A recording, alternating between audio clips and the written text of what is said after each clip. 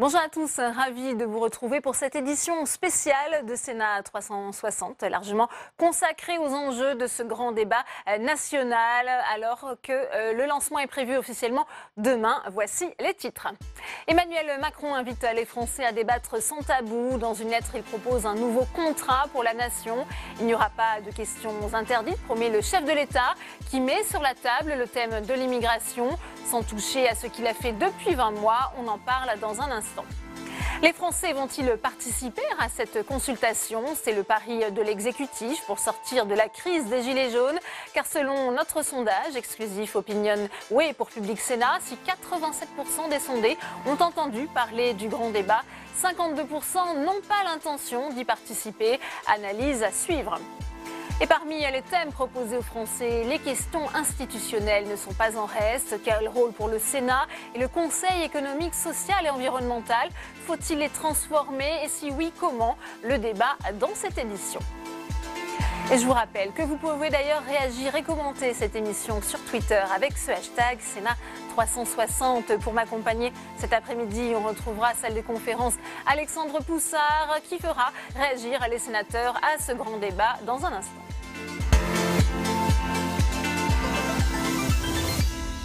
À la veille du coup d'envoi officiel du grand débat, le gouvernement affine les modalités de cette consultation jamais expérimentée. Et vous allez le voir, ce n'est pas simple. Le gouvernement a donc mandaté 2 ministres pour animer le débat. Le cadre et le cap ont été fixés par Emmanuel Macron dans une lettre adressée hier aux Français. Michael Spitzenberg. La feuille de route a été dévoilée dimanche soir. Dans sa lettre aux Français, Emmanuel Macron fixe les thèmes qui seront débattus lors du grand débat national. Transition écologique, fiscalité, réforme de l'État, démocratie et citoyenneté seront au cœur de cette consultation inédite prévue pour durer jusqu'au 15 mars prochain. La coordination de cet ovni démocratique reviendra à la Commission nationale du débat public, une instance indépendante ad hoc dont les figures représentatives ne sont toujours pas connues. Pour assurer l'animation des débats, Sébastien Lecornu, actuel ministre en charge des collectivités territoriales, s'occupera de la participation des élus. La secrétaire d'État à la transition écologique, Emmanuelle Wargon, se consacrera, elle, à la société civile. Pour faire vivre le débat, une plateforme numérique sera mise en place afin de recueillir les contributions des citoyens souhaitant y participer. Outre le net, des points de rencontre et des stands seront installés sur les marchés, dans les gares, les mairies et même les lieux de travail. Pour que l'écho soit encore plus large, un kit fourni par la Commission nationale du débat public permettra également l'organisation de réunions par tous ceux qui le souhaitent. Des réunions que les organisateurs devront déclarer sur la plateforme numérique selon une méthodologie précise. Enfin, l'exécutif a prévu d'organiser au moins 4 ateliers nationaux thématiques. Ces conférences auront lieu en région. 100 à 200 participants tirés au sort et des représentants de la société civile y débattront et voteront des propositions issues du débat. L'objectif est clair, restaurer le dialogue avec les Français. Et le chef de l'État recevait aujourd'hui à l'Élysée pour un déjeuner de travail les présidents des 2 assemblées, Richard Ferrand et Gérard Larcher, ainsi que le président du Conseil économique, social et environnemental, Patrick Bernasconi, qui sera d'ailleurs sur notre plateau dans un instant. Emmanuel Macron qui a aussi reçu les doléances de l'Association des maires ruraux de France. Je vous propose d'ailleurs d'écouter son président, Vannick Berberian. Il vient tout juste de sortir de ce déjeuner de travail. Écoutez. On sait que nous sommes dans un moment difficile et que la première des possibilités pour sortir de cette difficulté, c'est de parler. Aussi simple que ça, parler. Et donc nous avons invité nos concitoyens à venir dans les mairies, qui est la maison commune, qui est un lieu que les gens connaissent parce qu'ils y passent fréquemment, de venir coucher sur le papier leurs doléances, leurs propositions, ce qu'ils avaient sous le cœur. Et ça donne un travail considérable, puisque plus de 5000 communes ont participé à l'opération. Je dis plus de 5000 communes parce qu'on est incapable de dire véritablement le chiffre exact, puisqu'il y a des communes qui continuent aujourd'hui cette opération donc, de recueil d'impressions et de doléances. Alors le chef de l'État mise sur 4 grands thèmes avec 33 questions. Sa lettre est brève. Il dit d'ailleurs ne vouloir s'interdire aucun sujet, même si la question des quotas en matière d'immigration refait surface, comme nous l'explique Quentin Calmy.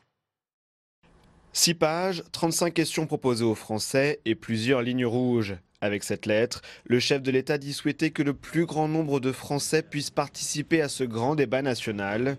Plusieurs portes sont ouvertes par le président de la République sur la fiscalité, le modèle social ou encore l'organisation de l'État et la citoyenneté.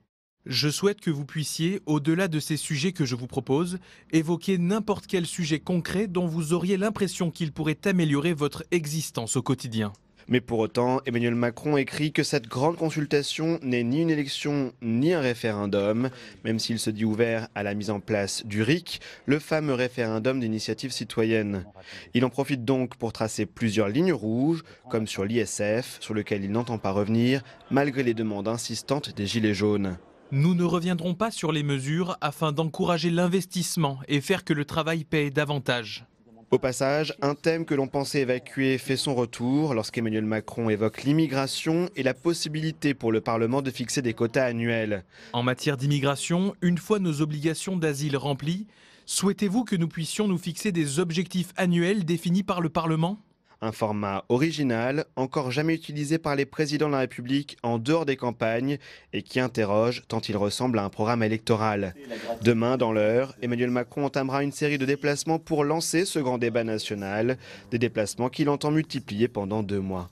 Les premiers invités de notre multiplex, c'est le sénateur de l'Eure, Hervé Maurey, département dans lequel Emmanuel Macron se rend demain. Il est à vos côtés, Alexandre Poussard. Oui, Hervé Maurey, vous avez lu la lettre du président de la République, Emmanuel Macron, adressée aux Français pour lancer ce grand débat national. Qu'en avez-vous pensé ? Écoutez, c'est une lettre qui a le mérite de poser un certain nombre de questions auxquelles le grand débat est censé répondre et d'aborder l'ensemble des thématiques que le président de la République souhaite voir abordées. Ça permet de fixer le cadre tel que le président de la République entend le poser. Est-ce que vous croyez à ce grand débat ? Est-ce que vous pensez que les Français vont adhérer à cette consultation ? Moi, je n'attends pas grand-chose personnellement de ce grand débat parce que je crois que l'ensemble de ce qui va remonter de ce grand débat est déjà largement connu. On sait ce que veulent les Français, parfois d'ailleurs de manière contradictoire, parce qu'ils veulent à la fois plus de services publics mais moins d'impôts, ce qui n'est pas facile à régler. Et puis il y a toute une série d'attentes que l'on comprend bien sur le pouvoir d'achat, sur la fiscalité, sur les questions sociales, qui sont d'ailleurs peu abordées par le président de la République dans sa lettre. Et il y a une spécificité à laquelle on est très attaché au Sénat, des territoires ruraux, qui ont des attentes en termes de numérique, en termes de téléphonie mobile, en termes d'accès aux soins, en termes de mobilité. Tout ça est largement connu. La question après est de savoir comment le président de la République et le gouvernement vont pouvoir répondre à ces attentes. Parce que si on fait émerger des attentes et qu'on n'est pas en mesure de les satisfaire, je pense que ce sera encore pire que tout. Et sur les sujets qui remontent, moi je crois que le président s'imagine parfois que des questions sont réglées alors qu'elles ne le sont pas. Je vais prendre un seul exemple, la téléphonie mobile. On nous explique que tout ça est réglé, qu'il y a eu un accord avec les opérateurs. Mais dans la réalité, si on prend le département de l'Eure, plus de 200 communes ont un problème de réception en téléphonie mobile et on nous donne 6 pylônes par an. Donc on voit bien que les questions sont loin d'être réglées, même quand le gouvernement croit qu'elles le sont. Et c'est le problème d'un gouvernement qui a été jusqu'à présent très loin de la réalité du terrain. Et justement, vous parlez de votre département de l'Eure, où va se rendre Emmanuel Macron demain pour lancer ce grand débat national, précisément dans la commune de Grande-Bourteroulde, une commune de 3800 habitants, à 30 km de Rouen. Est-ce que cette commune, elle illustre bien les problèmes qui sont un peu soulignés par cette crise des Gilets jaunes ? C'est une commune, je crois, qui a été choisie parce qu'elle est à proximité d'un axe autoroutier important et que cette réunion, elle est destinée aux élus de toute la Normandie et pas seulement du département de l'Eure. Et puis je pense que la commune a été choisie également parce que l'ancien maire est un actuel député de la majorité. Donc je crois que c'est plus ces questions-là qui ont conduit à choisir Grand-Bourteroulde que d'autres questions, parce que c'est une commune qui est plutôt en taille plus importante que la moyenne des communes de l'Eure. C'est pas une commune très rurale, parce que vous l'avez dit, c'est une commune de plus de 3000 habitants, alors que dans l'Eure, on a 2/3 des communes qui font moins de 500 habitants. Et c'est une commune aussi qui, par sa proximité avec Rouen, a des problématiques un peu périurbaines que n'ont pas la plupart des communes du département. Donc elle n'est pas spécialement spécifique et représentative des communes de l'Eure. Alors si on regarde les doléances des habitants de la commune de Grande-Bourteroulde, il y a le retour de l'impôt sur la fortune. Emmanuel Macron a fermé la porte à ce retour hier dans sa lettre. Est-ce que finalement il a bien compris les attentes des Français ? Écoutez, je crois que sur l'impôt sur la fortune, il y a une très mauvaise communication de la part du gouvernement. Parce qu'en France, il y a toujours un impôt sur la fortune. Simplement, pour des raisons que j'ignore, le président de la République a décidé d'en changer le nom. Sur la fortune immobilière, ça s'appelle maintenant l'IFI, l'impôt sur la fortune immobilière. Effectivement, il n'y a plus que la fortune immobilière qui est assujettie à un impôt sur le capital, mais il y a toujours une imposition du capital en France. Et si vous interrogez les gens dans la rue, il y a une telle communication du gouvernement que l'on peut penser qu'il n'y a plus aucune imposition sur le capital, mais c'est faux. Très bien. Merci beaucoup Hervé Maurey d'avoir répondu à mes questions. Je vous en prie. Merci à vous, Alexandre, pour cette première réaction. Alors, le déplacement du chef de l'État dans l'heure et sa lettre vont-ils inciter les Français à prendre la parole? Selon les résultats de notre sondage exclusif OpinionWay pour le Point Public Sénat, état d'esprit Stratis, rien n'est moins sûr. 52% des personnes interrogées n'ont pas l'intention d'y participer et 67% pensent qu'il ne résoudra pas la crise des Gilets jaunes. Jérôme Rabier. C'est la réponse d'Emmanuel Macron à la crise des Gilets jaunes, l'organisation d'un grand débat qui est lancé ce mardi et durera 2 mois. Et si 87% des Français interrogés en ont entendu parler, moins d'1 sur 2 compte y participer. Et parmi ces débatteurs annoncés, c'est la consultation par Internet qui est privilégiée par 2 personnes interrogées sur 3. Fiscalité, organisation de l'État, citoyenneté ou encore transition écologique, les thèmes abordés sont diversement plébiscités. C'est la question de la présence de l'État et des services publics sur le territoire qui intéresse le plus les sondés. Juste devant la question de comment mieux associer les citoyens à la prise de décision. Côté transition écologique, c'est la question du transport qui est la plus citée, avec 39% des sondés la plaçant en haut de la liste. De ce grand débat, plus d'une personne interrogée sur 2 attend des propositions concrètes et 39% le voient comme un moyen de faire passer un message au pouvoir public. Preuve des espoirs qu'il peut susciter, seuls 15% des sondés n'en attendent rien. Une fois le 15 mars passé, ce sera à l'exécutif de trancher sur les mesures à mettre en œuvre. Et pour 2 tiers des sondés, cela doit passer par une réforme institutionnelle et un référendum. Ce sont désormais les contributions qui devraient permettre au chef de l'État et au gouvernement de mieux connaître le positionnement des Français sur tous ces sujets, avant d'en tirer ou non les conséquences en matière de réforme et de choix politiques. Et on va tout de suite ouvrir le débat dans cette édition spéciale avec mes invités autour de 3 grandes questions sur ce grand débat. Quelle méthode et quelle ampleur pour la participation? Ce grand débat sera-t-il vraiment sans tabou? Et sera-t-il aussi celui de la dernière chance du quinquennat? On en parle tout de suite avec mes invités. Alors on va tout de suite accueillir Sarah Legrain qui va nous retrouver dans un instant. Je vous laisse vous installer. Bonjour, merci d'être avec nous. Vous êtes oratrice nationale de la France Insoumise. Bienvenue à vous. Également sur ce plateau, Martin Baumert, vous êtes le président des Jeunes avec Macron, délégué général pour être tout à fait précise. Bienvenue à vous. Grégoire Milot est également sur ce plateau. Bonjour. Vous êtes le président d'État d'esprit Stratis. On a vu avec ce sondage justement les enjeux de ce débat. Vous allez nous analyser et décrypter les réponses des personnes sondées dans un instant. J'accueille également Patrick Bernasconi. Bonjour, merci d'être avec nous. Vous êtes le président du Conseil économique, social et environnemental. Vous avez déjeuné avec Emmanuel Macron. Vous allez nous dire ce que le chef de l'État vous a dit sur ce grand débat national. Et puis Xavier Iacovelli est également avec nous. Bonsoir. Vous êtes sénateur socialiste des Hauts-de-Seine. Première question pour vous, Grégoire Milot, puisqu'on voit ce sondage avec cette mobilisation mesurée, 47% des Français qui souhaitent participer au débat. Ça contraste par rapport à la notoriété qui paraît assez impressionnante. 87% des Français ont entendu parler de ce débat. Comment expliquer ce décalage? Le sondage, en effet, est connu. C'est-à-dire que plus de 90% des gens qui en ont entendu parler, c'est important. En revanche, c'est vrai qu'il y a assez...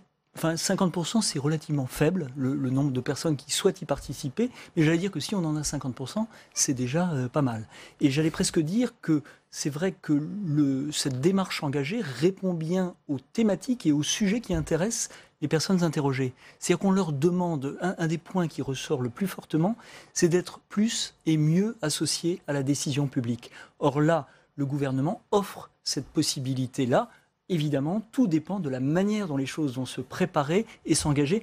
On le saura avant tout demain pour savoir exactement quelle méthodologie aura été retenue. Patrick Bernasconi, sur ces consultations, vous en organisez avec le CESE. Quel regard portez-vous sur ce grand débat national dont le coup d'envoi, ça a été rappelé, sera donné demain officiellement par Emmanuel Macron dans l'heure?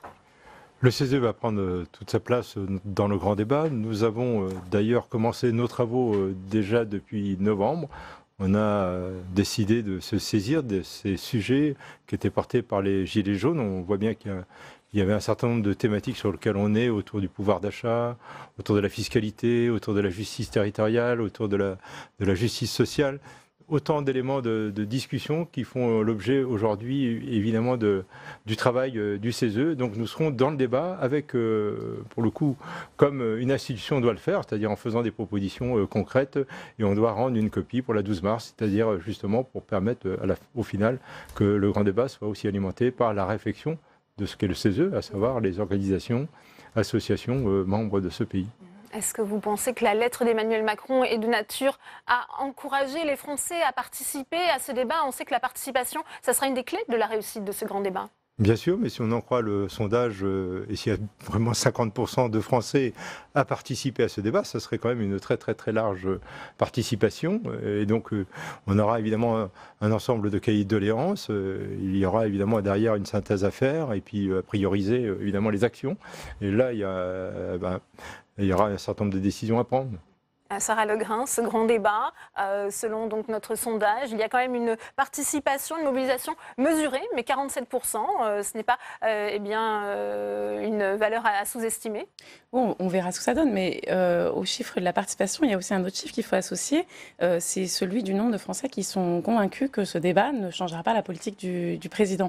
Donc ils peuvent avoir envie de s'exprimer par tous les moyens possibles, et peut-être par ce moyen-là, mais ça ne signifie pas qu'ils y croient, et ça ne signifie pas que ce débat satisfera les Français. Et je pense que ça ne signifie pas surtout que ce débat satisfera ceux qui se sont très massivement exprimés dans les rues, sur les ronds-points depuis des semaines maintenant, et qui ne voient pas leur thème abordé nettement dans ce débat, et qui surtout entendent un président qui dit déjà qu'il ne changera pas le cap de sa politique, et que certaines questions, si tout peut être abordé, finalement, tout sera décidé en définitive par M. Macron pour la poursuite de sa politique. Grégoire Milot. Moi, en fait, il y a 37% des personnes interrogées qui disent penser que cela ne sert à rien.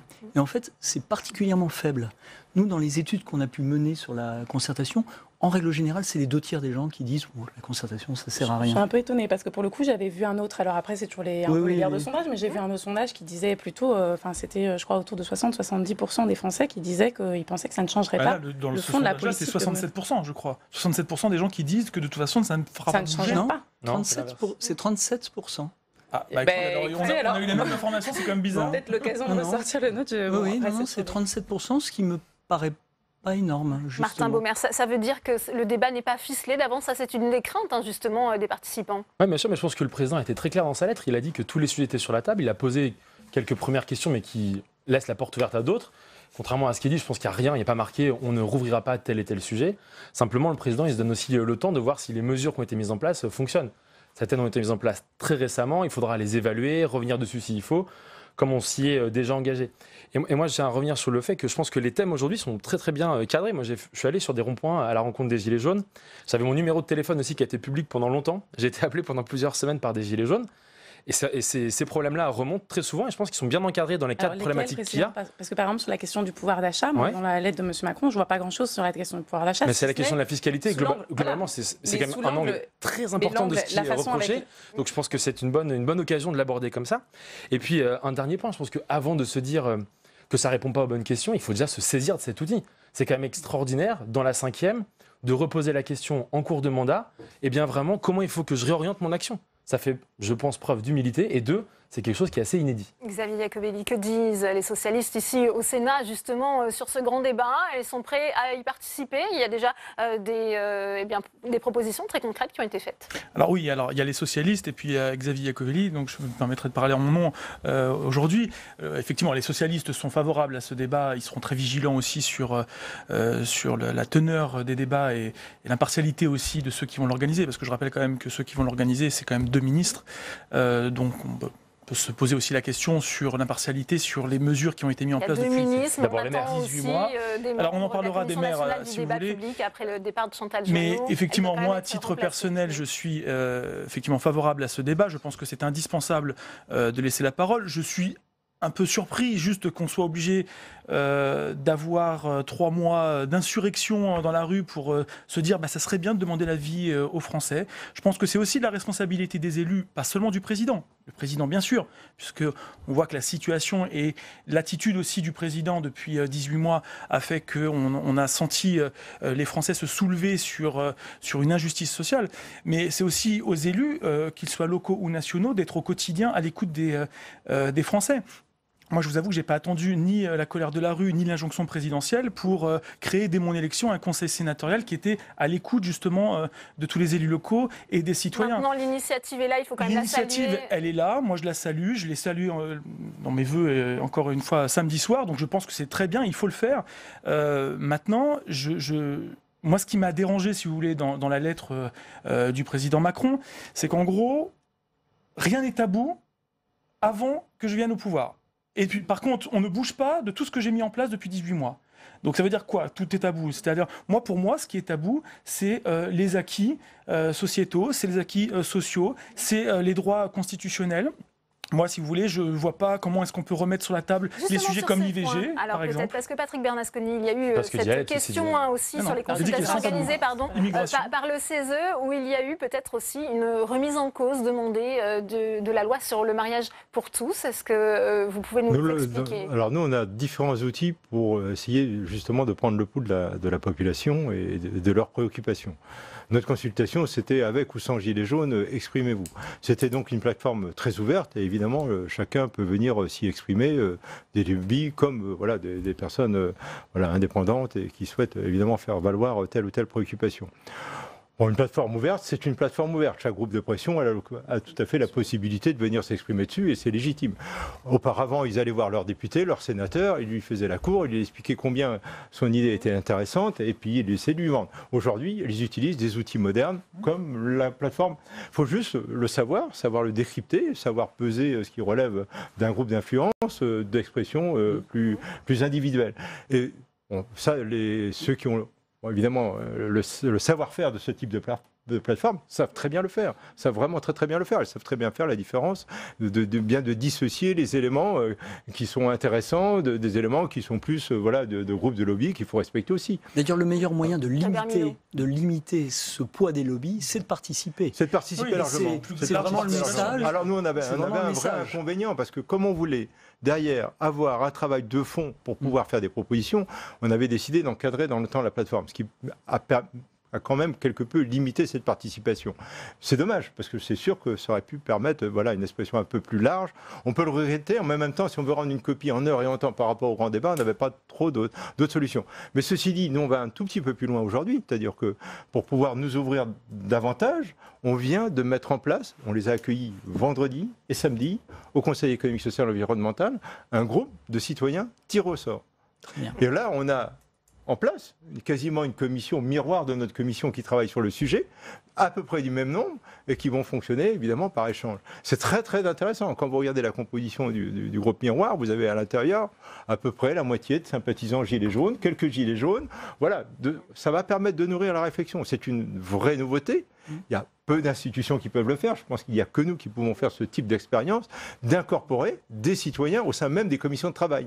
Donc ça, c'est vraiment une expérience. Le tirage au sort des citoyens, c'est aussi sur la table, dans la lettre d'Emmanuel Macron. Alors, en effet, vous l'avez aussi sondé. Oui, ça, c'est vraiment très intéressant parce que le sondage montre que 75% des personnes interrogées considèrent que c'est une bonne solution. Et c'est vrai que moi, j'allais vous dire, j'organise souvent du tirage au sort et je rencontre souvent du public comme ça. Et la première fois que j'ai entendu parler de la manif du 17 novembre, c'est pendant un groupe tiré au sort que j'ai rencontré à Yvetot un samedi. Et je leur ai donné rendez-vous 3 semaines plus tard pour la deuxième session. Ils m'ont dit, ça va être compliqué parce qu'il va y avoir une manif. Et je n'en avais jamais entendu parler. Et c'est vrai qu'en fait, le tirage au sort est vraiment un bon moyen de donner la parole à ceux qui ne l'apprennent pas, avec des règles méthodologiques qui sont très particulières. Et j'attends de voir comment le gouvernement va mettre en place justement ce tirage au sort. Vous avez aussi interrogé les Français sur les thèmes qu'ils souhaitaient voir abordés dans ce grand débat. Qu'est-ce qui ressort justement de vos consultations? Non, en fait, ce qui est vrai, c'est qu'on n'est plus dans une demande et dans une expression serrée sur des thèmes et des sujets. Les choses sont très... voilà. Et c'est vrai que les 2 points qui ressortent, qu'on a vus tout à l'heure, c'est 1, la place des services publics sur l'ensemble du territoire, et 2, le fait d'associer les citoyens à l'ensemble de la décision publique. J'ai regardé en particulier, on a demandé aux gens qui étaient est-ce que vous êtes sympathisant ou pas des Gilets jaunes. Et c'est vrai que le point essentiel qui distingue les sympathisants des non-sympathisants, c'est la reconnaissance partisane de la France insoumise et du Rassemblement national. Donc on est vraiment sur 2 France, et une France qui aspire à être entendue, à être écoutée, et une autre qui prend des décisions. Un dernier point, parce que je le vois, moi je regarde beaucoup, vous savez, tous les commentaires sur Internet qui sont faits des articles de journaux. Et je vois par exemple tout le débat à Paris de la suppression des voitures diesel. Eh ben, le nombre de commentaires en disant « mais on en a marre, qu'on prenne des décisions, on ne nous écoute pas, tout vient d'en haut », et vraiment il y a ce ras-le-bol. D'où la difficulté aussi d'y répondre, parce que c'est quelque chose d'à la fois diffus, large, et vraiment répartis sur tout le territoire. Mieux associer les citoyens à la prise de décision, Sarah Legrain. Je crois que vous avez un peu lâché le mot qui fâche, c'est la question de la décision. C'est-à-dire que on peut parler de la méthode de la consultation. Déjà, monsieur, sans faire offense à vos travaux, bien sûr, mais vous avez vous-même souligné que vos types de consultations sont des consultations qui donnent une sorte de prime à des groupes de pression, à du lobbying, à des groupes organisés qui concernent les plateformes. Pour ce qui concerne les plateformes, mais il ne faut pas être naïf. Qui n'est pas le fonctionnement des Gilets jaunes, pour le coup. Et là, si vous voulez, c'est ce qui a fait qu'est apparu en premier lieu une revendication que l'on n'a jamais vue sur le moindre rond-point, sur la moindre pancarte dans les manifestations. Et qui a contribué quand même à, d'une certaine façon, entacher ce mouvement des Gilets jaunes, puisqu'on les a du coup soupçonnés. Moi, j'ai vu des articles de presse, Gilets jaunes, 2 points, le mariage pour tous, en première revendication. Or, ce n'était pas les Gilets jaunes. Donc, il y a ce premier aspect qui est la méthode, comment on fait participer les gens, qui participent et qui a du poids. Et moi, je pense que dans ce genre de cadre institutionnel, où c'est cadré par des maires, c'est cadré en haut par des ministres, etc., je ne crois pas que ce soit si simple pour le citoyen, la citoyenne et surtout les citoyens qui maintenant se sont organisés. On parlait, vous disiez, vous avez appris la manifestation du 17 novembre par un débat comme ça. En fait, par exemple, si vous allez sur les réseaux sociaux, vous ne pouviez pas y échapper à cette manifestation du 17 novembre. Il y a d'autres modes d'organisation. Je ne suis pas sûre que ces débats-là participent. Maintenant, la vraie question, si vous me permettez, parce que j'ai d'aller jusqu'au bout de ma pensée, la question de la décision. Et là, c'est assez clair quand même dans la lettre de M. Macron, c'est assez clair dans la bouche de certains ministres. Non seulement c'est organisé par des ministres, dont une ministre qui est quand même qui était lobbyiste en chef chez Danone. Pour tous, donc voilà, mais c'est surtout l'idée que derrière on consulte le peuple, mais le monarque tranche. Et ça, quand on voit la demande qu'il y a, on voit la contestation qu'il y a de l'usage que fait M. Macron de la Ve République et de son présidentialisme, commencer un débat comme ça, par une lettre, dans sa lettre, jamais il utilise le mot tranché, jamais il utilise alors attendez, ce vocabulaire lexical, c'est quand même incroyable. Il y aura peut-être des points d'accord qui vont émerger. Qui pose des questions. Alors moi, c'est peut-être une déformation professionnelle, je suis prof de français. J'apprends à mes élèves la différence entre des questions ouvertes et des questions rhétoriques. Et mes élèves, ils reconnaîtraient dans cette lettre de M. Macron, beaucoup de questions qui sont des questions rhétoriques, des questions orientées. Par exemple, sur la fiscalité, oui, il y a une demande de justice fiscale dans le pays, mais où y a-t-il une demande? Est-ce qu'on a entendu une baisse de la dépense publique? Moi, j'ai pas entendu les Gilets jaunes demander une baisse. Si vous allez sur les ronds-points, vous verriez des gens qui ont des profils très différents. Personne ne demande une baisse de la dépense publique, sauf si la question, par exemple, des salaires des élus. Mais c'est très orienté. Vous entendre quand même sur cet aspect aussi, comment faire pour bien cadrer ce débat, qu'il ne soit pas finalement peut-être noyauté aussi par des groupes de pression. Moi, sur les plateformes, il y a quelque chose d'évident. Évidemment que les lobbies peuvent aller dedans, que les plateformes numériques, toute plateforme numérique, à partir du moment où c'est une participation libre, ouverte, il faut accepter le fait qu'à un moment donné, des lobbies puissent rentrer dedans. Ce qui serait dommage, par contre, c'est de s'arrêter justement à cela et de pas justement faire la différence entre ce qui est des préoccupations qui ont été exprimées par exemple sur les ronds-points et ce qui relève d'un lobby particulier. Aujourd'hui, avec les outils, je suis désolé, on est tout à fait capable de faire la différence entre ce deux types de choses. Parce que les Français ont besoin de transparence. Après, on n'y peut rien. Des fois, les médias font ressortir immédiatement un seul point. Mais là, si on avait un raisonnement, la laïcité. Et maintenant, si on va un tout petit peu plus loin, la laïcité dans les débats. Mais si on va un tout petit peu plus loin, par exemple sur les citoyens, parce que c'est sous-jacent tout ça. C'est vous qui décidez. C'est ça la question orientée. Allez discuter. Je voudrais entendre Martin Baumer justement sur le point de la transparence des débats et aussi sur cette question de l'indépendance, puisque ça a été évoqué par Sarah Le Grain. C'est aussi une question qui se pose après le départ de Chantal Joanneau, qui, en dehors des deux ministres, pour animer ce débat. Mais il y aura toute la Commission nationale de débat public qui sera à côté, qui accompagnera ça. On fait Elle est encore dans le jeu. À nos élus locaux. Bien sûr, Chantal Joanneau a dit moi je m'en occupe pas, mais elle n'a pas dit ma commission ne s'en occupe pas. Donc ça va continuer à rester.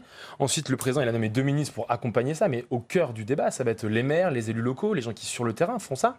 Remonter dans une plateforme qui va être dévoilée d'ici quelques jours.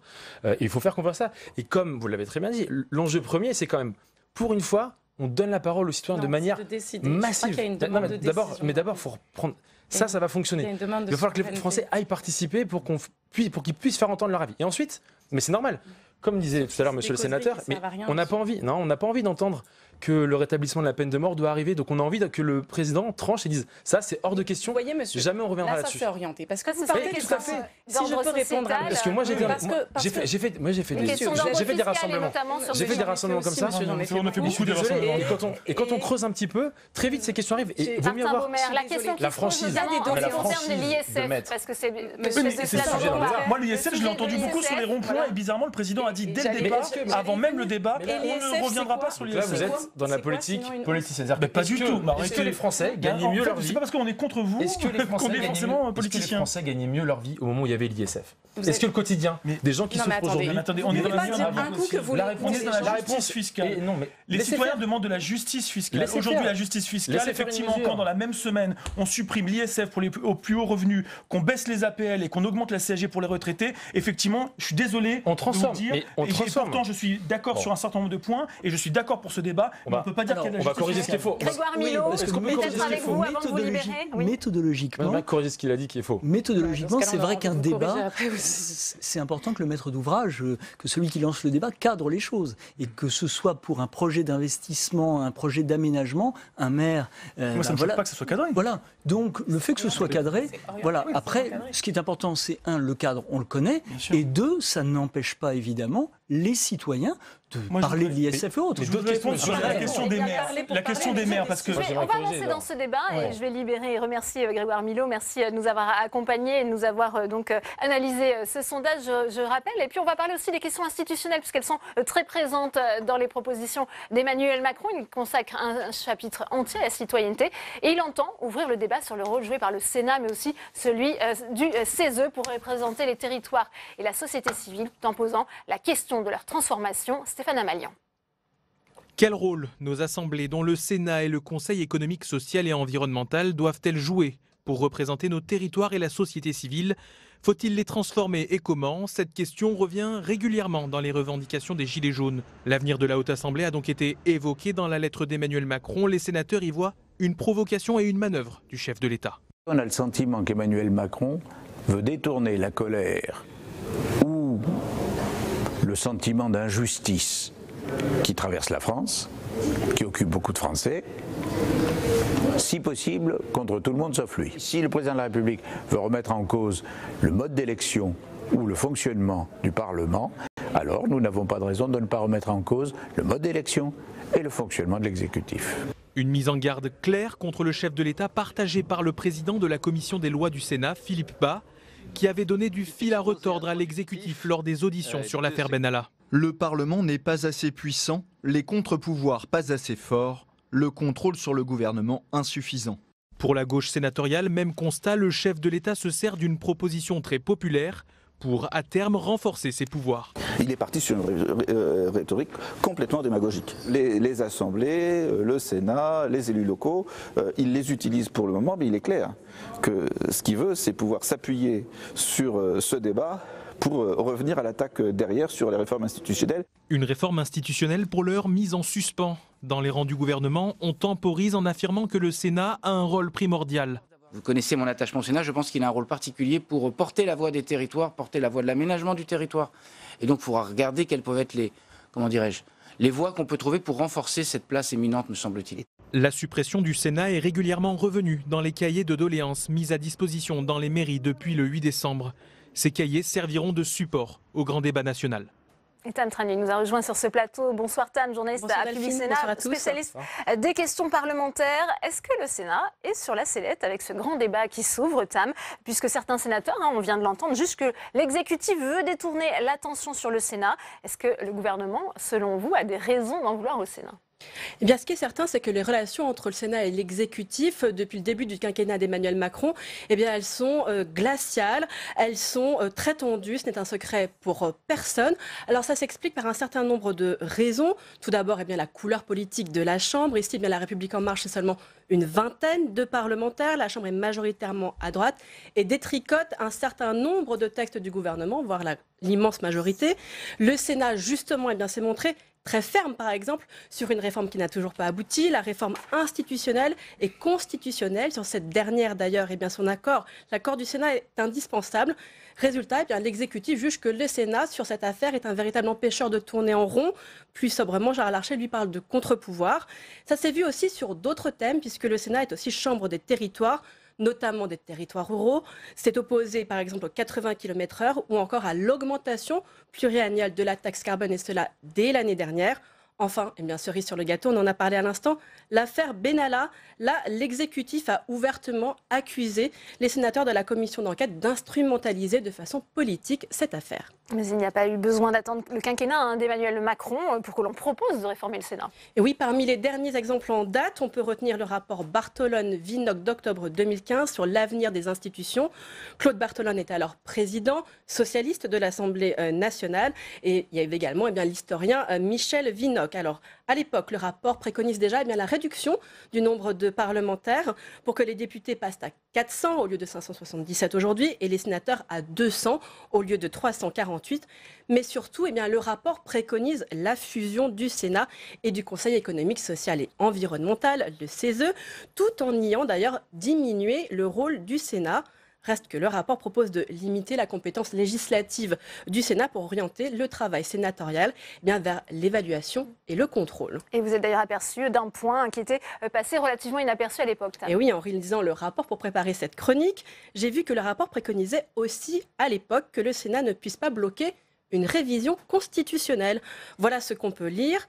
Je cite, « Quelle que soit la nouvelle voie qui se dessinerait pour le Sénat, une révision de l'article 89 de la Constitution pourrait être envisagée afin de lui retirer tout pouvoir de blocage en matière de révision constitutionnelle. » Les rédacteurs jugent dans leur rapport que le Sénat doit pouvoir exprimer son opinion sur ce sujet, mais que c'est l'Assemblée nationale élue directement par le peuple qui doit avoir le dernier mot. Voilà une mesure qui, si elle avait été adoptée, aurait bien arrangé Emmanuel Macron. Elle aurait aussi certainement adopté le général de Gaulle, arrangé, oui.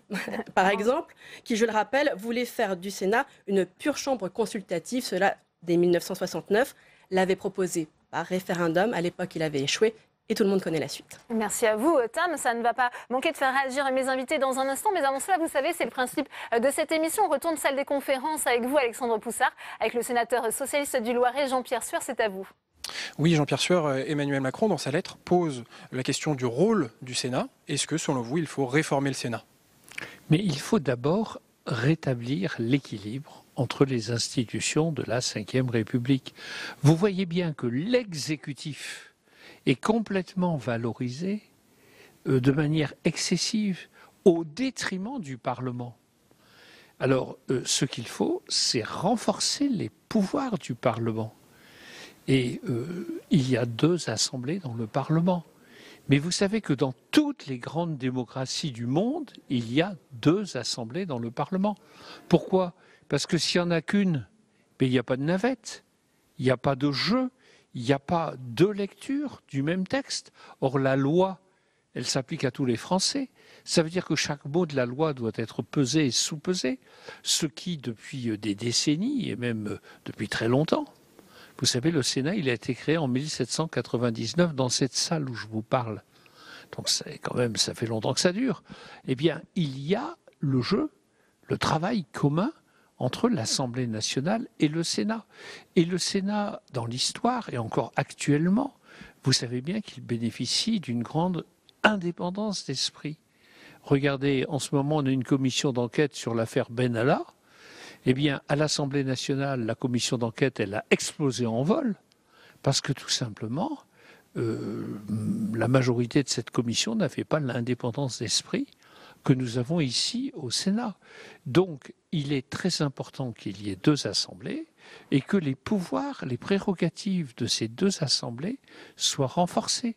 Quand vous pensez qu'aujourd'hui, la plupart des textes, mais même presque tous, passent dans les deux assemblées selon la procédure accélérée. Regardez la loi sur la justice. Il y a énormément de protestations. Demain, les avocats se mobilisent dans toute la France. Il y a beaucoup de gens qui disent ça ne va pas. Bon, il faudrait retravailler cette loi. Eh bien, pour ça, il faut deux assemblées qui fassent leur travail. Alors, l'idée de porter atteinte à l'une d'entre elles, le Sénat en l'espèce, est une très mauvaise idée. Mais bien sûr, c'est pas par corporatisme pour défendre la corporation des sénateurs. Mais non, c'est pour la République. Dans ce moment des Gilets jaunes, il y a quand même une volonté d'avoir un pouvoir citoyen plus fort. Que pensez-vous de l'idée de créer une deuxième chambre, une assemblée citoyenne qui fusionnerait le Sénat et le CESE, le Conseil économique, social et environnemental? Totalement, radicalement contre. Pourquoi? Pour une raison très simple, c'est que la loi doit être faite, elle doit être votée par des élus. Tous les députés sont des élus de la nation. Tous les sénateurs sont élus de la nation. Les membres du Conseil économique et social sont nommés ou sont désignés par des syndicats, des associations, des organismes de toutes sortes. C'est pas du tout la même chose. Moi, je crois tout simplement en la démocratie. La démocratie, ça consiste à élire les maires, les conseillers départementaux, régionaux, les députés, les sénateurs, les parlementaires. Et ce sont des élus représentants de la nation qui doivent voter chaque ligne et chaque mot de la loi. Et c'est pourquoi le Conseil économique et social y joue un rôle utile de proposition sur les questions économiques, sociales et environnementales. Très bien. Mais la loi doit être faite par des représentants du peuple. Et ça m'étonne que des gens qui disent « nous sommes le peuple, nous représentons le peuple », ça m'étonnerait qu'ils récusent le fait que la loi soit faite par des représentants du peuple, donc des parlementaires. Donc il faut deux chambres, on peut les appeler comme on veut, mais deux, avec un travail en commun de ces deux chambres et avec aussi beaucoup d'indépendance d'esprit, parce que nous sommes la nation de Montesquieu. Et Montesquieu, il a dit qu'une démocratie, elle devait être fondée sur la séparation des pouvoirs. Il y a le pouvoir exécutif, il y a le pouvoir législatif et le pouvoir judiciaire. Et c'est dans ce respect de la séparation des pouvoirs qui est un des grands principes de la République que l'on peut et que l'on doit avancer. Très bien. Merci à vous. Merci beaucoup Jean-Pierre Sueur d'avoir répondu à mes questions. Merci beaucoup Alexandre pour cette réaction. Alors que Philippe Dominati nous a rejoint sur ce plateau. Bonsoir, sénateur Les Républicains de Paris. On voit que dans cette lettre, Emmanuel Macron pose la question des institutions, du rôle du Sénat, du CESE. Est-ce qu'il a raison? Ça doit faire partie du débat selon vous? Ça peut en faire partie, évidemment, mais ce qui ne fonctionne pas dans les institutions et depuis pas mal de temps, c'est peut-être l'exécutif et non pas le Parlement.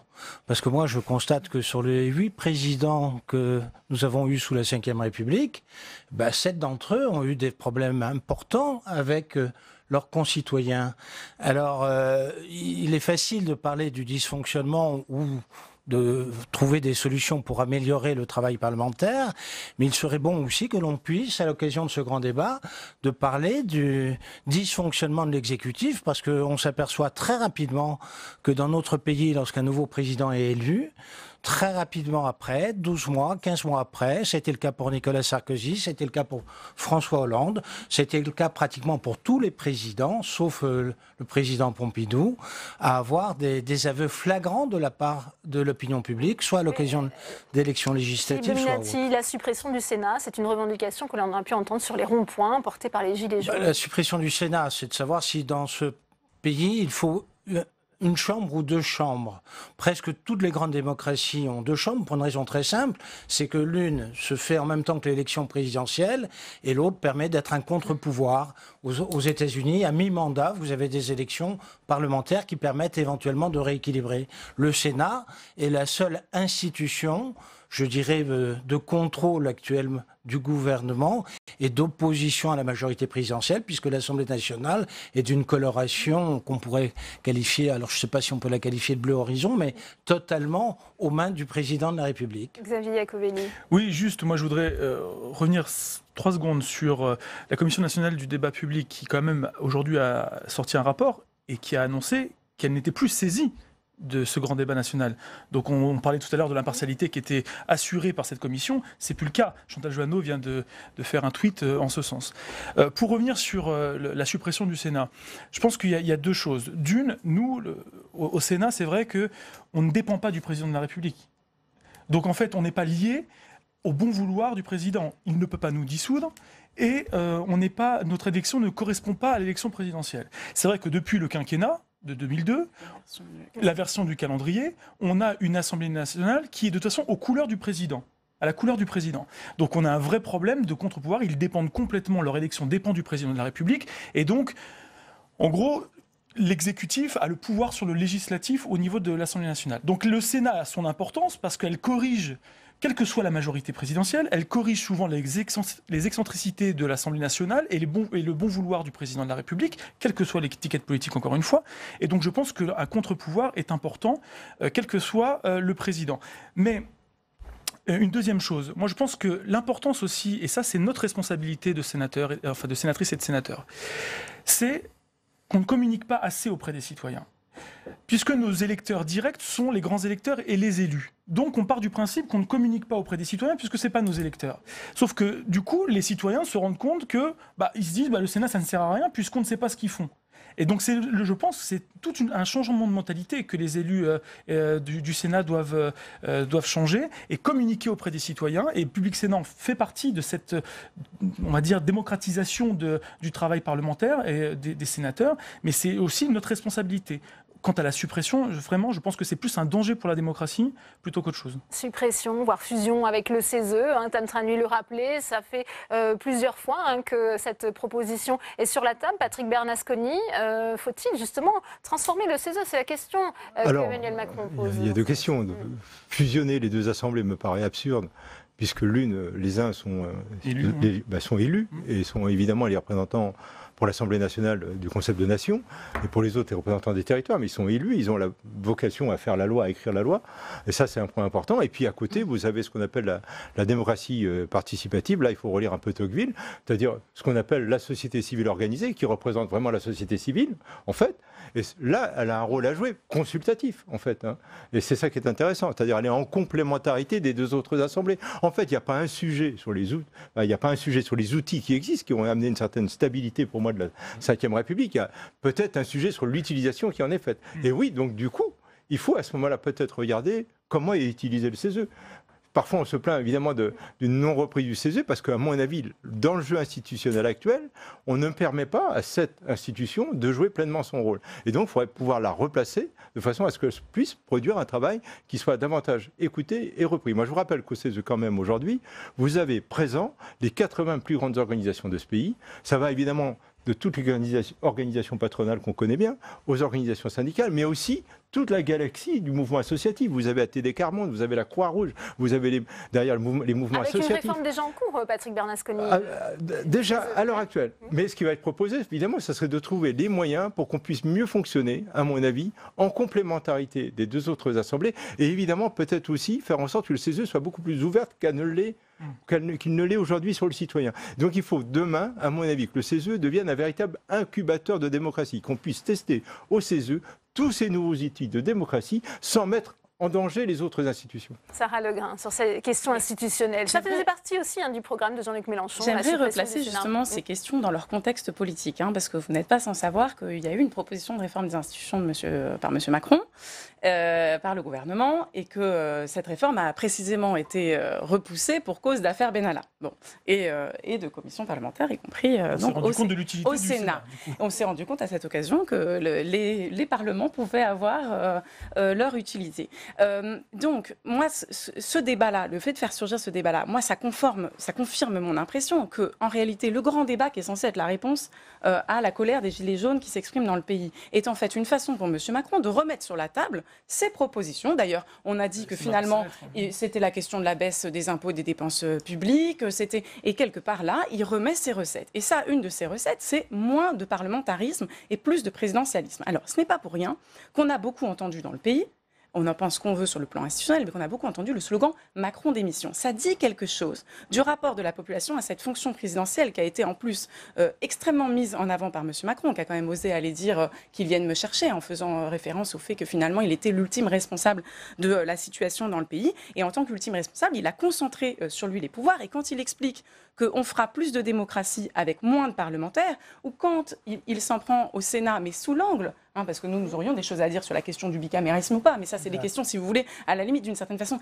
très techniques par rapport à la question de est-ce qu'on veut des contre-pouvoirs en France ou pas? Est-ce qu'on a un exécutif qui décide de tout? Est-ce qu'on a un exécutif qui utilise l'inversion du calendrier parlementaire pour avoir une majorité, excusez-moi, mais complètement à sa botte, et qui fait absolument tout ce qu'il a demandé? Un représentant du bureau très bien. exécutif de la République En Marche, Martin Baumert. Est-ce qu'il y a une instrumentalisation de la part d'Emmanuel Macron dans ce grand débat, justement, pour remettre sur la table les questions institutionnelles par un référendum, peut-être? Mais pas du tout.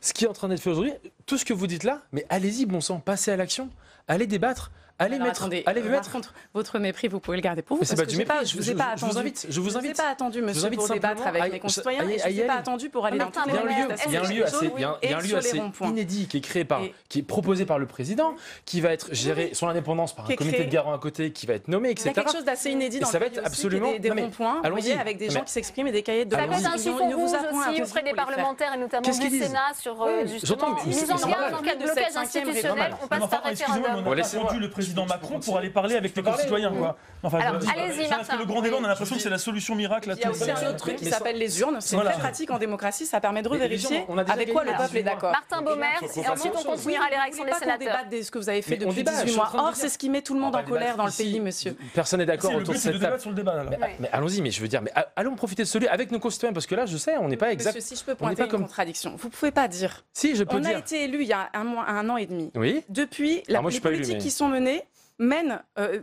provoque une colère dans le pays. On propose quoi? Un débat où on ne peut pas revenir sur ces politiques-là. Ça fait 40 ans de politique. Bien sûr que c'est la même politique libérale. Alors, avant de poursuivre sur ce plateau... Excusez-moi, c'est les mêmes hommes libéraux. Martin Baumert, on va continuer ce débat si vous voulez bien dans un instant. Je vais continuer moi, sur quand même un point. Monsieur Macron a rien rapidement. J'en suis à défendre Nicolas Sarkozy. Ça va pas être simple. Allez-y, rapidement. Je voulais simplement dire, au-delà de toute est-ce qu'on met une ou deux chambres, etc. Je pense que l'enjeu il n'est pas vraiment là. Ce qu'on dit, et l'histoire sur le territoire aussi, c'est de dire, nous on en a marre de ces gens, on ne sait pas vraiment ce qu'ils font. On aimerait qu'ils nous ressemblent, c'est la question de la proportionnelle. Et je suis désolé, mais sur les ronds-points, les gens, c'est ce qu'ils demandent, des gens qui nous ressemblent. Ici, peut-être au CESE aussi, parce que là, il y a un sujet. Je suis d'accord, les corps intermédiaires sont représentés, mais il y a peut-être un problème sur comment eux-mêmes sont représentés. Il y a très peu de gens syndiqués. Je pense qu'aujourd'hui, ils doivent se réformer de ça aussi. Et toutes ces choses-là, mais allons-y franco. Et si les Français veulent de la proportionnelle, si les Français veulent moins de représentants et que c'est un référendum qui est voté après ça, qu'est-ce que vous allez faire? Vous allez dire que c'est pas comme ça que ça fonctionne? Alors, on va continuer ce débat, mais avant ça, pardon, vous le savez, on va retourner une dernière fois à une salle des conférences où nous attend Alexandre Poussard avec le sénateur LR de la Côte d'Or, Alain Houpert. C'est à vous, Alexandre. Oui, Alain Houpert, est-ce que vous pensez que ce grand débat national, finalement, c'est un bon signe de démocratie participative? J'ai lu, comme tous les Français qui ont des journaux, cette fameuse lettre. J'ai commencé par la conclusion, en confiance, donc tout était dit. Les questions ne sont pas interdites, mais le cadre est posé par le président.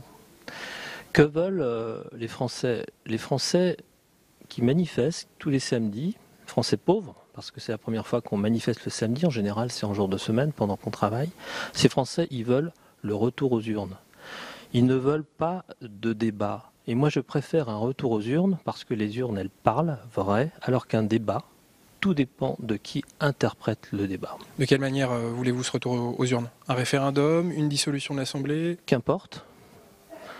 La Constitution qui est derrière nous a toutes les solutions. La dissolution en est une. Je pense que le président a été élu par défaut. Il a été élu en éliminant son adversaire François Fillon. Et il a été élu contre Marine Le Pen.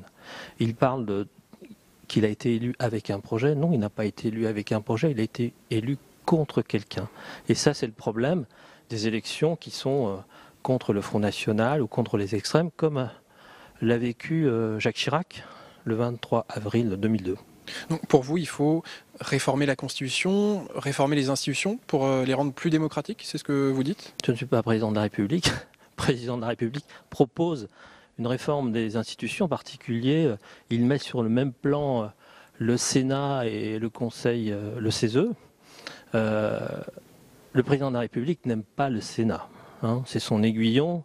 Nous avons osé faire cette fameuse commission Benalla et aller jusqu'au bout du problème. Le président de la République n'aime pas les gilets jaunes et le Sénat, pour ce gouvernement, est un peu le gilet jaune des institutions. D'accord. Alors, un mot sur votre ville de Dijon. Vous êtes sénateur de la Côte d'Or. À Dijon, la mobilisation se poursuit. Il y avait 3000 manifestants ce week-end. Comment vous analysez cette situation locale ? Dijon est une métropole. Donc Dijon connaît les mêmes problématiques que toutes les métropoles de France, que Paris. Et ce que je regrette dans ce débat, dans les 4 thèmes, il y a un thème qui est complètement oublié, c'est la ruralité, l'aménagement du territoire, mettre de l'humain dans les territoires. Et d'où vient le mouvement des Gilets jaunes? Il vient de la ruralité. Donc je pense qu'on a complètement oublié ce gros problème de ruralité, des gens déclassés qui ne se sentent pas écoutés, pas entendus. La rue ne gouverne pas, mais on ne peut pas gouverner sans entendre la rue. Très bien, il faut entendre la rue. Merci Alain Houpert d'avoir répondu à mes questions. Merci beaucoup Alexandre pour cette nouvelle réaction. Et vous évoquiez cette dimension de la ruralité. Vous le savez, dans ce contexte, des dizaines de milliers de témoignages ont déjà été collectés dans les cahiers de doléances. Ils ont été ouverts dans les mairies depuis le 8 décembre et ce, à l'initiative de l'association des maires ruraux. Alors que disent ces doléances? On voit tout de suite ce reportage de Marie Brémaud qui s'est rendue à Fercé-sur-Sarthe, dans la Sarthe.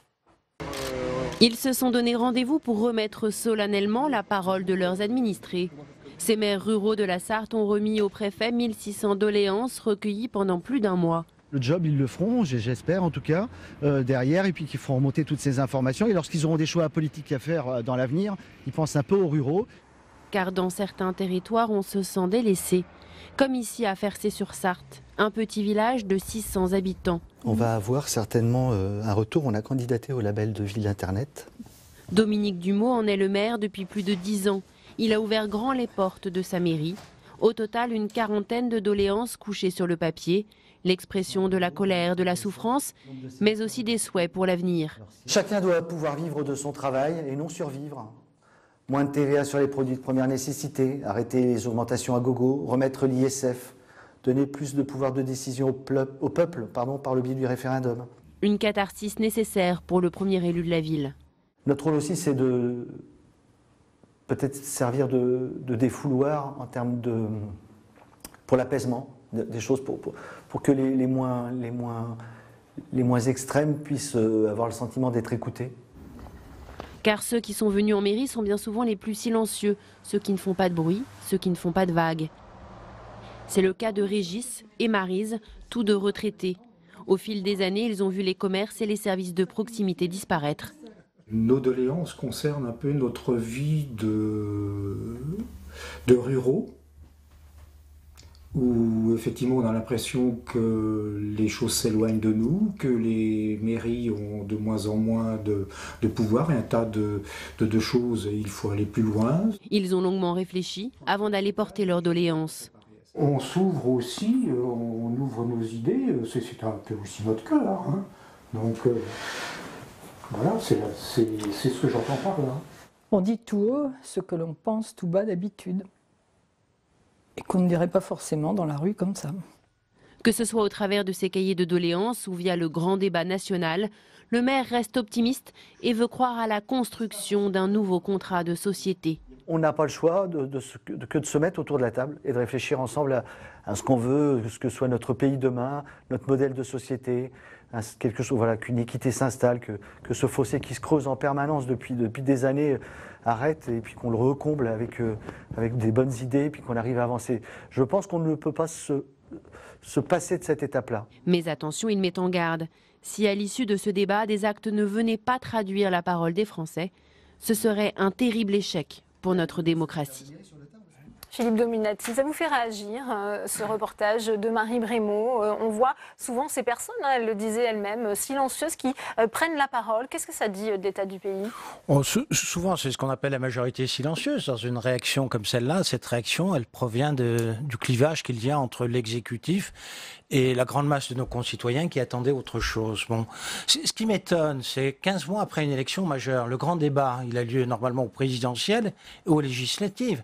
15 mois après les deux élections majeures, le président de la République nous écrit pour nous poser 36 questions, comme tous les Français, comme si on ne savait plus quel cap tenir, dans quelle direction aller. Je suis obligé de consulter à nouveau le pays au bout de 15 mois d'exercice du pouvoir pour savoir. Il n'y a pas d'autre choix, tant la crise des Gilets jaunes risque de l'entraver par la suite, Philippe Dominati. Pardon ? Il n'y a pas d'autre choix peut-être que justement...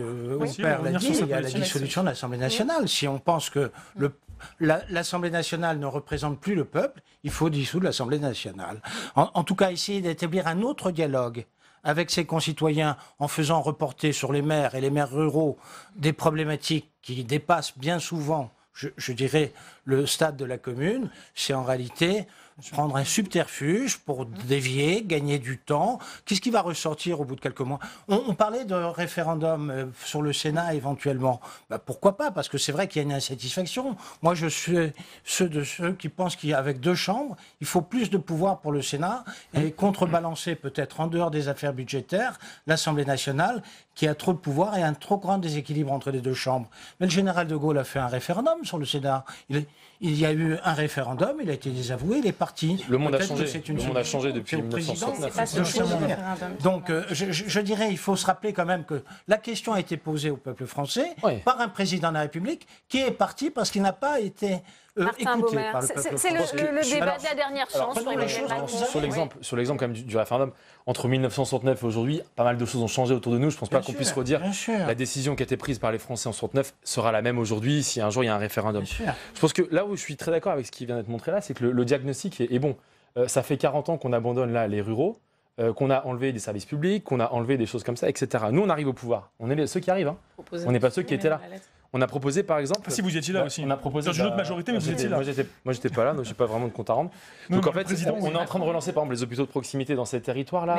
On est en train de faire plein de choses qui prennent du temps. Vous appelez les choses par leur contraire, c'est très difficile à entendre. Bah non, c'est très simple. Vous savez, les gens, quand ils voient les maternités, les hôpitaux fermés près de chez eux et que vous leur dites à longueur de temps, si, on ouvre. On est en train de... Mais ça prend du temps. Mais vous savez que ça prend du temps. Vous n'avez pas de baguette magique. Mais même à la France Insoumise demain, si vous accédiez au pouvoir par miracle, si vous aviez 600 000 voix de plus et que par miracle vous arriviez à avoir une majorité, vous n'arriviez pas du jour au lendemain. Vous n'arriveriez pas à résoudre tous ces problèmes-là parce que ce n'est pas en une seconde. Ça prend du temps, monsieur les élus là le savent. Ça prend du temps. On a entendu monsieur Macron dire les Français sont impatients. Dans ce débat sur la représentativité des élus et des gens aujourd'hui qu'on pourrait mettre en place. Moi, je suis pour, par exemple, qu'on parle un morceau peut-être d'initiative citoyenne, comme c'est le cas au Parlement européen, pour mettre des sujets qui viennent du terrain des citoyens à l'agenda du gouvernement ou du Parlement. Même chose, peut-être qu'il faut réfléchir à un congé démocratique pour que tout le monde soit représenté. Alors, le chef de l'État, il a rappelé, ce ne sera ni un référendum, ni j'ai pas dit référendum, j'ai dit une initiative citoyenne. Ça, c'est très clair pour le chef de l'État. Et pour autant, il veut malgré tout quand même transformer les colères en solutions. Ce sont ses mots. Donc ça, c'est vraiment la contradiction profonde. Il le dit lui-même, ni un référendum, ni une élection. Or, en fait, en démocratie, justement, quand on respecte les institutions, surtout que nous, on se prend nombre de leçons de républicanisme en ce moment, on reconnaît que les urnes, c'est une solution politique à une situation de crise sociale, de crise de sentiment d'injustice dans le pays et de désaccord avec la politique qui est menée. Le retour aux urnes, il peut se faire à travers la dissolution, à travers des élections anticipées. Ouais. Il y a une échéance électorale à travers les européennes. Elle est déjà là. Face à l'ampleur. Le risque est là de désaveu pour le chef de l'État. Vous avez raison. Les européennes pourront fonctionner pour pas mal de Français comme une forme de référendum. Mais... Non, parce que précisément, ce qu'on montre, c'est que... Le problème, c'est que l'Europe est aussi très éloignée des attentes et du quotidien. Si je peux terminer, je ne suis pas sûr que ce soit la bonne solution, les Européennes. L'ampleur de ce qui est remis en cause, justement en termes d'intervention populaire, justifierait même de se poser la question d'une constituante. C'est-à-dire d'un moment où le peuple réécrit entièrement les règles du jeu. Et d'une certaine façon, c'est ce qui commence à avoir lieu à travers, justement, les nombreuses doléances, pas forcément les doléances qui sont là, organisées par le grand débat, mais qui se sont déjà exprimées, qui commencent à se lister dans l'ensemble des assemblées générales des Gilets jaunes, etc. Vous avez vu ces listes Oui, et précisément, quand vous parlez d'intervention populaire, j'ai vu que vous aviez retiré Intervention citoyenne, vous avez retiré référendum. Alors c'est génial, Initiative parce que parfois, citoyenne, parce que c'est le mot du parce que Parlement parfois vous européen. retirez citoyen. Un coup on entend référendum à questions multiples, Non, là on j'ai a gardé- citoyen. Un coup on entend initiative citoyenne. Mais ce que demandent là les gens, c'est quelque chose. Il faut pas leur mentir, faut pas faire semblant d'entendre. Et puis le président dit parce qu'il j'ai la demande ferme volonté une de tirer intervention toutes les par les conclusions. citoyens. Et on peut s'attendre quand même à des demandent à traductions pouvoir législatives. eux-mêmes écrire la loi. Ça c'est plutôt souhaitable, Xavier Iacovelli. Ah, mais c'est évidemment souhaitable. Le problème du président Macron, c'est que pendant 18 mois, il a fait en sorte de taper sur tous les corps intermédiaires, de faire en sorte que les parlementaires étaient trop payés, trop nombreux, pas assez efficaces. Et puis maintenant qu'on se rend compte que la colère de la rue est là, comment est-ce qu'on fait avec les parlementaires? Il faut que le Parlement nous aide, il faut que les maires nous aident, alors que dans le même temps, le gouvernement demande aux maires de ne pas augmenter leurs dépenses. La contractualisation qui va pénaliser un certain nombre de communes pour 2019 est une catastrophe. Et en même temps, on va leur demander d'organiser des débats partout en France, multiplier les débats et donc de laisser reposer l'acte citoyen sur les mairies. C'est un vrai souci. Je pense qu'effectivement, il faut que ça soit un débat organisé par le national, financé par le national, et pas par les différentes communes qui sont souvent en grande difficulté en ce moment. D'ailleurs, on peut se demander si le Parlement doit siéger pendant ce temps-là. En tous les cas, l'ordre du jour a été un petit peu vidé, Philippe Dominati, pendant la dernière fois, ce le grand budget, on débat. a dû le modifier le matin pour la Patrick Bernasconi, je voudrais vous donner le mot de la fin de ce débat, et notamment sur ce rôle des corps intermédiaires aussi, peut-être qu'il doit être revalorisé, c'est ce que vous voulez dire? Il est vrai qu'aujourd'hui, les organisations syndicales et corps intermédiaires, voire les mondes associatifs, se sont parfois très largement contournés. Et là, pour le coup, ça pose véritablement un sujet, puisqu'en fait, elles sont là en général pour faire en sorte que lorsque vous avez des expressions individuelles très diverses, on puisse en faire des paroles collectives et de ces paroles collectives en tirer l'intérêt général. Les corps intermédiaires peuvent vraiment servir à cela, et évidemment le Conseil économique, social et environnemental, qui est l'institution qui les représente, doit servir à cela. Alors après, sur la composition même, parce que j'ai entendu évidemment ce que vous veniez de dire par rapport à la constitution même du Conseil économique, social et environnemental, je vous disais quand même, il y a à l'intérieur les 80 plus grandes organisations et associations de ce pays. Quand vous faites la somme des adhérents de chacune de ces associations et organisations, vous avez plusieurs dizaines de millions qui sont représentés. Macron s'est assis dans toutes ses politiques. Il n'a pas consulté une association de chômeurs sur le chômage. Rien que le mouvement associatif, c'est plus d'1 million de personnes représentées au CESE. Plus d'1 million de personnes. Il faut s'en servir. Il faut s'en servir pour ce qu'elles doivent faire. C'est-à-dire, à un moment donné, essayer de dégager, à un moment donné, un intérêt général. De façon à permettre après aux assemblées, dans leur rôle législatif, de pouvoir faire la loi. Nous, on a un rôle de conseil et d'éclairage. On doit être capable de déminer les sujets. Et il faut se servir. Est-ce que ce message, vous l'avez fait passer au chef de l'État, que vous avez vu aujourd'hui? Bien sûr, mais il y a longtemps qu'on a ces discussions, bien sûr. Il vous a paru à l'écoute? Dans quel état d'esprit était-il? Bien sûr, à l'écoute, il voulait savoir ce qu'on en pensait évidemment par rapport au grand débat et par rapport au sujet tel qu'ils évidemment ils étaient exprimés aujourd'hui en France, dans ce pays. Et puis après aussi savoir si on souhaitait les uns les autres participer, comment participer à ce grand débat. Et moi j'ai dit et réaffirmé notre volonté de participer à ce débat et de permettre, par l'intermédiaire de notre représentation, de faire des propositions concrètes. Après, au pouvoir public, de savoir si elles reprennent évidemment ces propositions ou pas. Là, nous, on n'est pas législatif. Eh bien, merci. Merci beaucoup, Patrick Bernasconi. Merci, Philippe Dominati. Merci à vous, Martin Baumer. Merci Sarah Legrain. Et puis merci à Xavier Iacovelli. On continue les réactions au Sénat. Toujours avec vous, Alexandre Poussard, avec le sénateur LR de Meurthe-et-Moselle, Jean-François Husson. Oui, Jean-François Husson. Est-ce que la grande consultation des Français, c'est la solution ? Écoutez, d'abord il est trop tôt pour le dire, et puis surtout cette grande consultation, elle vient après bien des tergiversations, elle ressemble, me semble-t-il, à une grande improvisation. Regardez, ne serait-ce que sur l'autorité qui était assurée, garantir finalement l'indépendance du débat, quelle complexité. Vous avez une autorité qui était dédiée, la présidente se met en retrait, sur un problème de forme, mais on voit bien qu'il touche beaucoup d'acteurs et pas que les élus.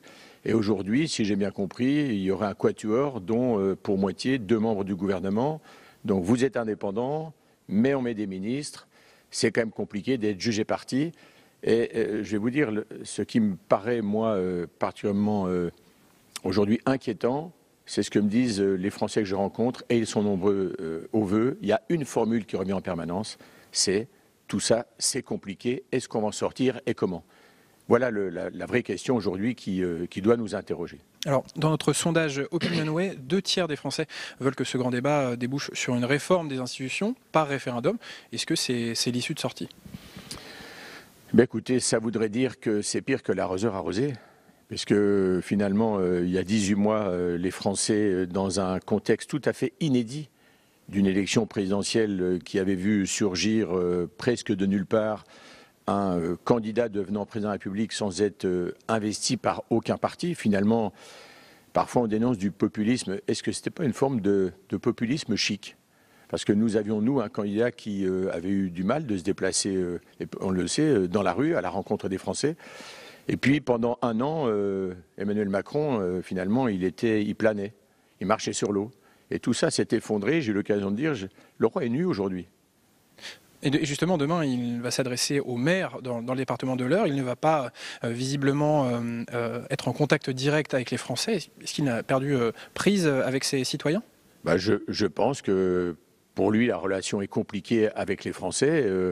Et je ne souscris évidemment d'aucune manière sur la violence et la volonté parfois d'en découdre avec les hommes.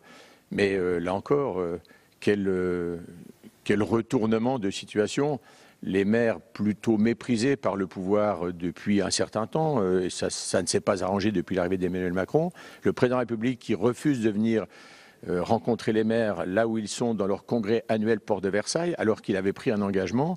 Les maires qui pourtant sont les fantassins de la République, plus de maires et d'élus locaux que d'habitants dans la ville de Lyon. Vous ne trouvez pas que c'est une force pour la France aujourd'hui? 550 000 élus locaux prêts à défendre et à porter les projets, mais après les avoir méprisés, aujourd'hui, ils tentent de renouer le dialogue. Moi, je pense qu'il faut de toute façon, impérativement, donner la chance au dialogue, mais surtout, il faut écouter pour bien construire et proposer des solutions. Très bien. Merci Jean-François Husson d'avoir répondu à mes questions. Merci à vous Alexandre. Et dans ce contexte, Public Sénat se mobilise et a décidé d'apporter sa pierre à l'édifice sous forme de contribution citoyenne. Pour en parler, Caroline Deschamps nous a rejoint sur ce plateau. Bonsoir Caroline. Bonsoir Vous êtes Delphine. la rédactrice en chef du site publicsénat.fr. Alors que faire si on souhaite participer? Alors à J-1 du grand débat national lancé par Emmanuel Macron dans l'Eure, Public Sénat, vous le disiez, s'engage et propose aux internautes de participer à la consultation citoyenne. Alors chacun peut donner son avis et ses propositions concrètes en vidéo sur les 4 thèmes retenus: la fiscalité, l'organisation de l'État et des services publics, la démocratie et son volet institutionnel, enfin la défense de l'environnement. Mais pas seulement Delphine, chaque citoyen peut apporter ses idées pour nourrir le débat, à l'image de Maryse, retraitée, que Marie Brémaud a rencontrée dans la Sarthe. Et pour elle, le plus important, c'est la défense des associations dans le tissu local. On l'écoute. Alors, Maryse Després, retraitée, je souhaite que nos élus prennent conscience de l'importance du monde associatif en France et qu'ils les reconsidèrent pour le travail qu'ils font et l'espoir qu'ils donnent aux gens, et qu'ils reviennent sur d'autres dispositions pour leur trouver les aides qu'ils leur ont supprimées en 2018. Et alors justement, Delphine, dans sa lettre aux Français, Emmanuel Macron propose également aux associations d'organiser des débats au niveau local. D'autres contributions commencent à arriver, Caroline. Oui, encore une femme, décidément elle participe. Il s'agit de Laurence, 40 ans, elle est de Toulouse. Et alors elle s'intéresse de près à la sécurité alimentaire. Je vous propose de l'écouter. Je suis Laurence, j'ai 40 ans, je suis chercheure en toxicologie, je travaille à Toulouse et à Paris. Moi, si j'ai des doléances à faire remonter, c'est de pouvoir améliorer la sécurité alimentaire, notamment par le biais des agences nationales censées protéger la population. Et j'attends à ce que ces agences-là prennent en compte les expertises indépendantes faites par les chercheurs au niveau national afin de prendre des décisions qui soient un exemple pour toute l'Europe en allant dans le sens de la protection de la santé humaine et de la préservation de la biodiversité. Alors concrètement, Caroline, comment on peut participer? C'est très simple. Première étape, tout citoyen qui souhaite participer se filme avec son smartphone en indiquant son nom, son âge, sa fonction ou son métier, son lieu d'habitation. Deuxième étape, une fois la vidéo réalisée, il suffit de l'envoyer en message privé, je le précise, sur le compte Instagram ou le compte Facebook de Public Sénat. Et puis, si vous n'êtes vraiment pas un adepte des réseaux sociaux, il y a aussi une boîte mail qui est à votre disposition, publicsénat.fr@gmail.com. Alors, nous publierons ensuite les contributions vidéo sur le site internet de Public Sénat dans la rubrique exclus web et puis bien sûr sur les médias sociaux. Alors donc, nous comptons sur vous pour nourrir ce grand débat national avec vos idées concrètes, vos pistes de réflexion et remontées du terrain. Public Sénat donne donc la parole aux citoyens, vous donne la parole au cœur des territoires. Merci beaucoup Caroline Deschamps pour toutes ces précisions. Et comme tous les lundis, c'est l'heure à présent de votre rendez-vous sénateur à domicile. Aujourd'hui, nous allons dans l'interdélection du sénateur Patrick Chaize. Confronté, vous allez le voir, à l'absence de très haut débit, ce territoire est contraint de trouver des solutions innovantes pour développer son tissu industriel. C'est un reportage de Samia Déchir avec Adrien Develay. À 15 minutes à peine de Bourg-en-Bresse, la commune de Paulias attend toujours le très haut débit. Cela fait presque 10 ans qu'Orange a préempté le terrain pour construire le réseau. Mais avec 2500 habitants, la ville n'est pas prioritaire. Pas un mètre de fibre optique n'a pour l'instant été déroulé. Dans cette entreprise qui fabrique des désinfectants sans produits chimiques, le réseau Internet est lent, beaucoup trop lent. On se retrouve parfois dans des situations où on est 3 personnes à travailler, une 4e se connecte au cloud et on a ce qu'on appelle une chute de réseau et il n'y a plus rien qui marche. Vous savez, c'est ces fameuses notions de figé, on en arrive même au point à bouger la souris où il n'y a plus rien qui se passe. Et si demain on ne peut pas embaucher à cause d'un débit Internet, le choix que l'on aura, ça sera de s'en aller. Pour lever ce frein au développement économique, le département de l'Ain a décidé de créer lui-même son réseau public de fibre optique.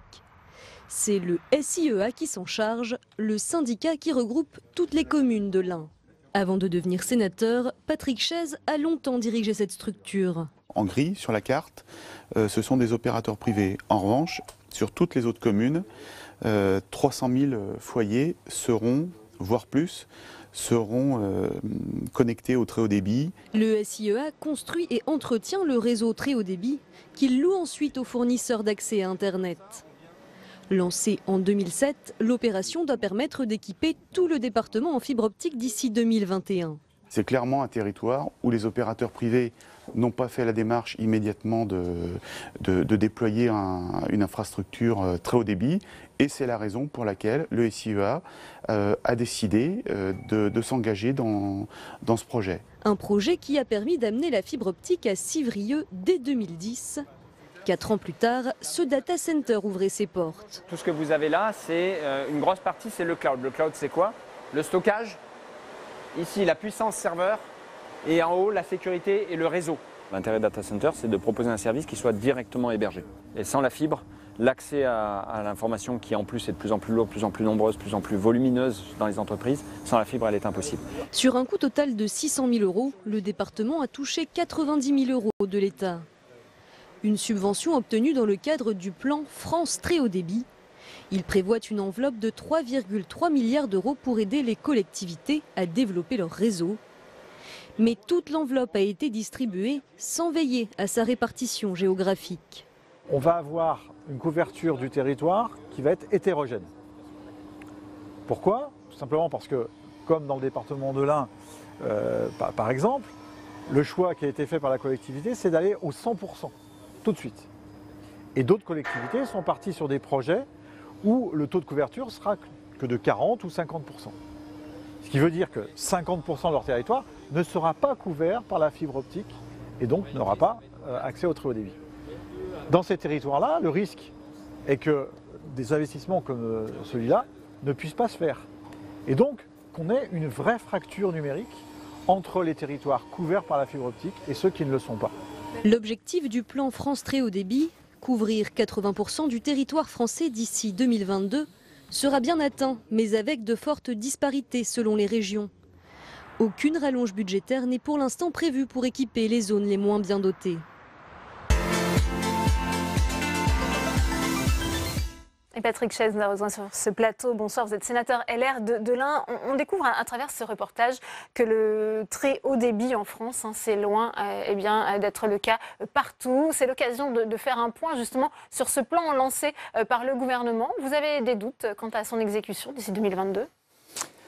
Alors des doutes sur son exécution, pas exactement. C'est-à-dire que je pense très sincèrement que le chemin est ouvert, que la voie est tracée, et que un grand nombre de choses vont se faire. Là où j'ai des doutes et là où j'ai une inquiétude, c'est sur le fait qu'on puisse réaliser ce plan France Haut Débit de façon homogène sur l'ensemble du territoire national. Il y aura des gagnants et des perdants, c'est ce que vous nous dites ? Il y aura des oubliés. Peut-être pas des perdants et des gagnants, mais en tout cas des gens qui vont être en retard ou en retrait par rapport à certains départements. Et donc, on risque effectivement de créer une fracture entre les départements, ce qui n'est pas tout à fait l'esprit de la cohésion des territoires, dont le ministère porte le nom et porte aussi ce projet. À qui la faute ? Aux opérateurs privés, à l'État, aux collectivités ? On sait que c'est un maillage entre ces trois entités qui doivent mener à bien ce projet. Alors pour l'instant, je dirais que la faute, elle est plutôt du côté du gouvernement qui ne donne pas la perspective de demain. Le président de la République a, lors de la conférence nationale des territoires, fixé 3 jalons. Un premier jalon en 2020 où l'ensemble de la population devait bénéficier du haut débit, c'est-à-dire avoir une connexion satisfaisante pour pouvoir donc surfer sur le net et pouvoir faire un certain nombre d'actions. 2022, c'est le plan France Haut Débit, première vague, j'allais dire, où là, donc 100% des habitants du territoire devaient accéder au très haut débit, dont 80% à la fibre optique. Et 2025, qui est un autre jalon qui est guidé par l'Europe, puisque l'Europe s'est engagée dans un projet de la Gigabit Society, c'est-à-dire en 2025, 100% du territoire devrait être couvert donc, en très haut débit, fibre optique. Puisque pour donner du gigabit, il n'y a pas d'autre solution technique aujourd'hui que de la fibre optique. Donc pour 2022, les 80%, on va atteindre, je l'espère en tout cas, allez, avec peut-être un décalage, mais le principe est acquis, on va couvrir 80% du territoire, mais de façon hétérogène. Certains départements vont être à 5%. Et pourtant, on l'a vu, c'est encore un enjeu énorme dans les départements, dans les territoires, notamment pour le tissu industriel, pour les entreprises, pour le développement économique. C'est un enjeu vraiment capital. Quelque part, c'est la priorité des priorités. Aujourd'hui, pour l'implantation des entreprises, mais également d'ailleurs pour les particuliers, la première demande qui est faite aux collectivités, c'est la connectivité. À une époque, ça a été le gaz, il y avait pour certains process l'alimentation en énergie électrique. Aujourd'hui, c'est vraiment pour l'ensemble des entreprises, quelle que soit leur catégorie de production, la connexion est quelque chose de primordial. Ouais. Aussi bien pour les entreprises que pour les particuliers. On sait que le grand débat national doit être lancé demain par le chef de l'État. Ça va faire partie, selon vous, cette demande d'égalité territoriale, d'accès au débit, au très haut débit de la part des citoyens ? Alors, de façon peut-être inconsciente seulement, quoique, mais oui, ça va faire partie de l'enjeu. Au jour d'aujourd'hui, j'allais même dire que le besoin est plus fort dans les territoires ruraux, les territoires reculés, que dans les sites urbains. Pourquoi ? Tout simplement parce que dans les sites urbains, on avait fait évoluer la technologie, et la technologie ancienne, qui est une technologie donc basée sur le réseau cuivre, est plus facile et a de meilleures capacités en site urbain, parce que les distances sont moins longues, qu'en site rural. Et puis, quand on est en site urbain, les services sont de toute façon à proximité. Le fait d'avoir des réseaux très haut débit permet finalement une relation avec les services publics, avec même la culture, avec l'économie, de façon plus simple et plus rapide, donc donne un sentiment de désenclavement. C'est vrai pour la fibre optique, et c'est vrai et accentué par un autre média du numérique qui est la téléphonie mobile. Vous porterez, on sait, ce dossier ici au Sénat. Vous êtes le parlementaire en charge de ces questions. Vous allez continuer d'interpeller le gouvernement pour qu'il tienne ses promesses sur cette question. Vous pouvez compter sur moi, oui, c'est certain. Donc à chaque occasion, que ce soit dans les textes spécifiques ou dans les lois de finances, je n'hésite pas effectivement à rappeler au gouvernement qu'il y a un impératif, c'est de réussir ce projet. Je suis convaincu depuis le début que si on ne réussit pas le déploiement de la fibre optique sur le territoire national, eh bien, on va encore accentuer ce sentiment de fracture, ce sentiment d'isolement, et donc créer une vraie difficulté dans notre territoire. Eh bien, merci beaucoup Patrick Chaise d'être venu sur ce plateau. Merci à vous d'avoir suivi cette édition. C'est la fin. Ce soir, à 18h30, vous retrouverez On va plus loin, présenté par Rebecca Fitoussi. Très bonne suite des programmes et à demain.